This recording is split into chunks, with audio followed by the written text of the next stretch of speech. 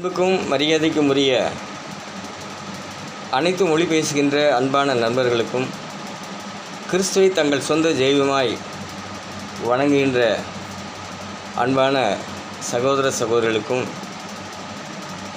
வெளியேற பெற்ற கிறிஸ்து இயேசுவின் நாமத்தினாலே வாழ்த்துக்களையும் வணக்கங்களையும் இந்த மாலை நேரத்தில் உங்களோடு பகிர்ந்து கொள்கிறேன். யோவான் ஸ்நானகன் என்ற ஒரு தேவனுடைய மனிதர் இயேசுவுக்கு முன்பாக இந்த உலகத்திலே பிறந்தார். அவர் அனுப்பப்பட்டார். இயேசுவினுடைய வழியை, இயேசு வருவதற்கான வழியை ஆயத்தம் பண்ணுவதற்காக அவர் இந்த உலகத்தில் அனுப்பப்பட்டார். அப்படிப்பட்ட அந்த தேவ மனிதர் பேசும்போது ஒரு வார்த்தையை அங்கே நமக்கு ஞாபகப்படுத்துகிறார். யோவான் 1:29 இதோ உலகத்தின் சகல பாவங்களையும் சுமந்து தீர்க்கிற தேவ ஆட்டுக்குட்டி. அநேக நேரங்களிலே நாம் கிறிஸ்து நமக்கு மாத்திரமே சொந்தம் என்று நினைக்கின்றோம். அநேகர் என்ன நினைக்கிறார்கள்? இயேசு கிறிஸ்து கிறிஸ்தவர்களுக்கு என்று நினைக்கிறார்கள். ஆனால் இயேசு கிறிஸ்து இந்த உலகத்திலே வந்தது ஒரு சாராருக்காக மட்டுமல்ல, ஒரு கூட்ட ஜனங்களுக்காக மட்டுமல்ல, ஒரு குறிப்பிட்ட ஜாதியினருக்கு மட்டுமல்ல, உலகத்தில் உள்ள சகல ஜனங்களுக்காகவும் வந்தார். ஏனென்றால் சகல ஜனங்களையும் நல்வழிப்படுத்துவதற்காகவே அவர் வந்தார். இந்த உலகமானது மிகவும் சீர்கிட்டு கிடந்தது, பின்தங்கிய நிலையில் இருந்தது, விசுவாச வளர்ச்சியிலே மிகவும் பின்தங்கி இருக்கிறது. அவர்களுக்காகவே இந்த உலகத்திலே அவர் வந்தார். அவரை பற்றி பேசும்போது அவர் தெளிவாக சொல்கின்றார், இதோ உலகத்தின் சகல பாவங்களையும் சுமந்த தீர்க்கிற தேவ ஆட்டுக்குட்டி. அதே யோவான் புஸ்தகத்திலே 3:14 இப்படியாக சொல்லப்படுகிறது, தேவன் தம்முடைய ஒரே பேரான குமாரனை விசுவாசிக்கிறவன் எவனோ அவன் கெட்டு போகாமல் நித்திய ஜீவனை அடையும்படிக்கு அவரை தந்தருளி இவ்வளவாய் உலகத்தில் அன்பு கூர்ந்தார். எங்கே அன்பு கூர்ந்தாருங்க? ஒரு ஜாதியினருக்கு அன்பு கூர்ந்தாரா? இல்லை ஒரு சமுதாயத்தில் உள்ளவர்களுக்காக அன்பு கூர்ந்தாரா? அல்லது நீங்கள் எல்லோரும் நினைக்கிற மாதிரி கிறிஸ்தவர்களுக்காக மட்டும் அன்பு கூர்ந்தாரா? இல்லை. யாரெல்லாம் இயேசு கிறிஸ்துவை தங்களுடைய தேவனுடைய குமாரனை சொந்த இரட்சகராக யாரெல்லாம் விரும்புகின்றார்களோ, ஏற்றுக்கொள்கிறார்களோ, அவர்கள் யாவரும் கெட்டு போகாமல் நித்திய ஜீவனை அடையும்படி அவரை தந்தருளி இவ்வளவாய் உலகத்தில் அன்பு கூர்ந்தார். உலகம் என்றால் என்ன? பல மொழி பேசுகின்ற ஜனங்கள் இருக்கின்ற ஒரு பகுதி. இது உலகம் என்பது ஒரு சாராருக்கு மட்டும் அல்ல சொந்தம். அநேக இனத்தவர், அநேக மொழி பேசுகின்றவர்கள், அநேக பண்பாடு உள்ளவர்கள் யாவருக்கும் சொந்தமானது இந்த உலகம். ஆகையினால அவர் சொல்லும்போது இந்த உலகத்தில் இருக்கிற ஒவ்வொரு மனிதரும் தேவனுடைய குமாரனை தங்களுடைய சொந்த இரட்சகராக ஏற்றுக்கொள்ளும் பொழுது அவர்களுக்கென்று மறு உலகத்திலே நித்திய ஜீவன் என்ற ஒரு வாழ்க்கையை வைத்திருக்கிறார்.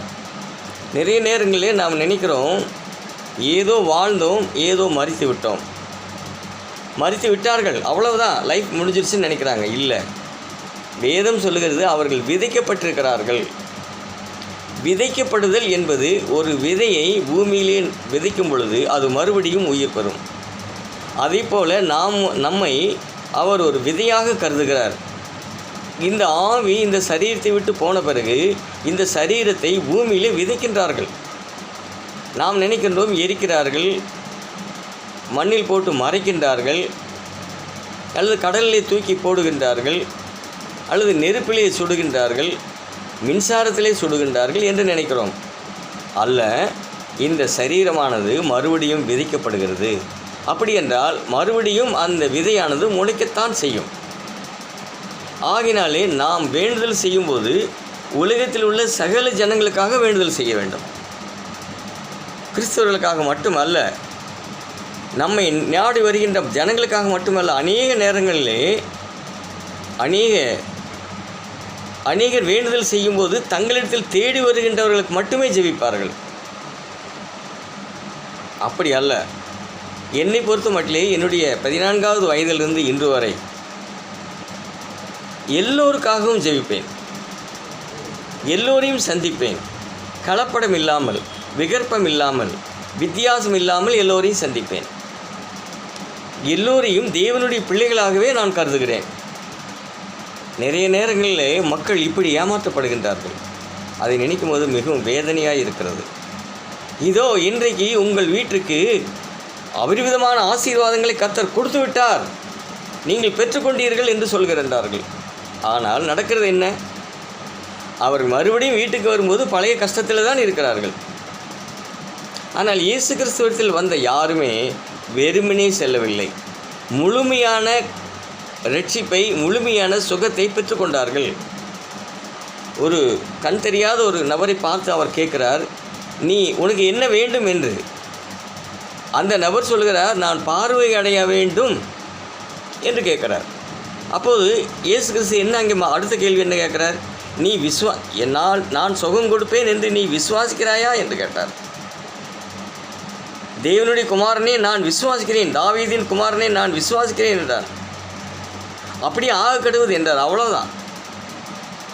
அங்கே கூக்குரலோ, மலையாளத்தில் சொல்லுவாங்க நிலவிழிக்கிறது, ஹைலி சவுண்டு, ஆழி கத்திர தீ என்று சொல்லுவார்கள்.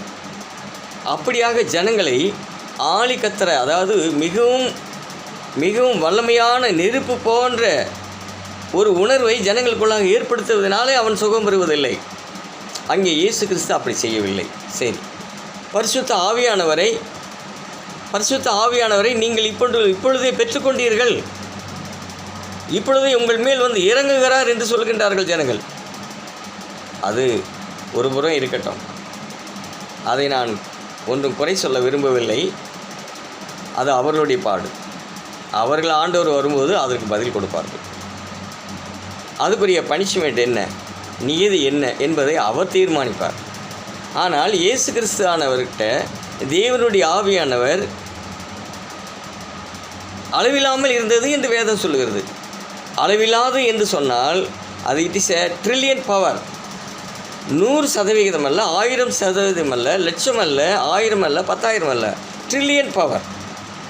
சரி, அந்த ட்ரில்லியன் பவரை எப்படி ஜனங்கள் உணர்ந்து கொண்டார்கள் பார்ப்போமே.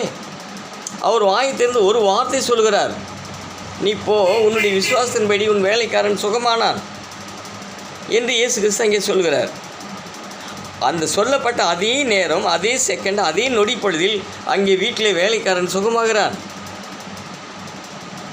என்னங்க, அப்போ ட்ரில்லியன் பவர் எவ்வளோ வேலை செஞ்சுருக்கு பாருங்கள். அப்போ இன்றைக்கு ஜனங்கள் ஆவியானவரை தங்களுக்கு வியாபார பொருளாக மாற்றிக்கொள்கின்றார்கள். அதை பெற்றுக்கொள்வதற்காக ஜனங்கள் ஓடுகின்றார்கள். மலையாளத்தில் சொல்லும்போது ஓட்டமும் சாட்டமுமா ஜனங்கள் திரிகிறாங்க. அங்கே போய் கிடைக்குமா, இங்கே போய் கிடைக்குமா, இது நடக்குமா, அது நடக்குமா. எங்கே நடக்கும்? ஜனங்கள் இடத்துல கேட்குறார்கள். அந்த பெரிய கூட்டத்தில் இருந்து ஜனங்கள் வெளியில் வரும்போது இன்றைக்கி மாடர்ன் வேர்ல்டு அதே போல் எல்லாம் மாற்றிக்கொண்டார்கள். உடனே மைக் வச்சுட்டு 2 பேர் நிற்கிறாங்க. அம்மா உங்களுக்கு எப்படிங்க? ஐயோ, இங்கே வந்து